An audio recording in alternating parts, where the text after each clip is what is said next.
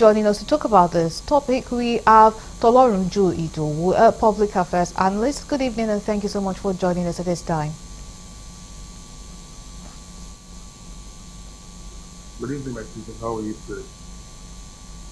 Right, thank you so much for being with us. So now that Dangote refinery has slashed the price of their petrol, what do you think might be the motive of this periodic change in the price of fuel from its end?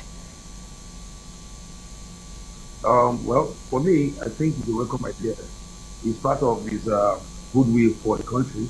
He feels that the country has done enough for him as an individual marketer, so he decided to do the slash to enable the people of Nigeria to enjoy the goodwill of his organization.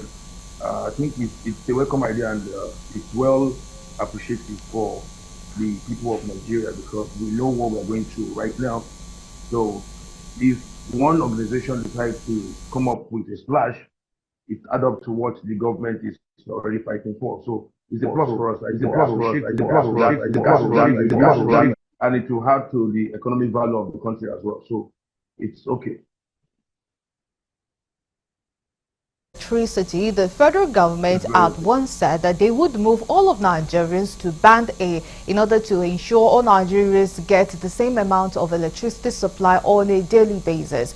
But now that the federal government wants to review the prices for Band B and C customers, do you think that perhaps this is heading towards that stage of making all Nigerians pay the same for electricity, or do you see it as still paying higher for electricity and still not getting the value of what we are paying for?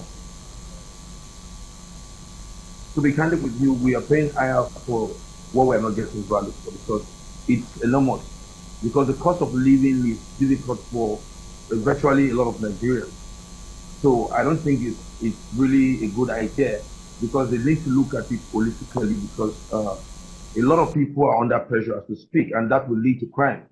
I hope you get it. So there is need for the government to have a dialogue with the people so that people get to understand why the increment is coming on board. And if you're putting us on band A or band B, whatever band you call it, you must enlighten the people first on what level of band they are going into. Now, you're talking about minimum wage. The minimum wage, I'm sure that it's just few states that have been paid. And even the government of the day, the central government has not even met up with the minimum wage to order parastatal or government agency. So what about the business owner, personal business owner? Have you thought about their businesses? Has it been increased? Are they making more profit? Which is no. If the answer is no, then you should know that there is more pressure on virtually Nigeria, most Nigeria, to deliver. So the pressure is everywhere. So there is need for government to engage the people on dialogue, understanding this electricity tariff, because there was no awareness, no information about it.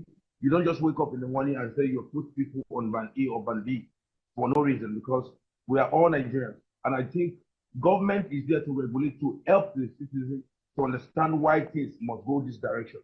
And as we speak, 95% of the people in this country doesn't even have information. And information is more key to livelihood. So there is need for the government to interact with the people, make the people understand why the tariff must be and how it should run, so that the people can flow with government. Without that, then there's no government. So there's need for the media to equally help us to engage the government, for the government to reason with the people, so that the people will not be living in a very hardship situation, so that the country will have a balance. So much for sharing your views with us on Galaxy TV News. We truly appreciate you being here with us at this time.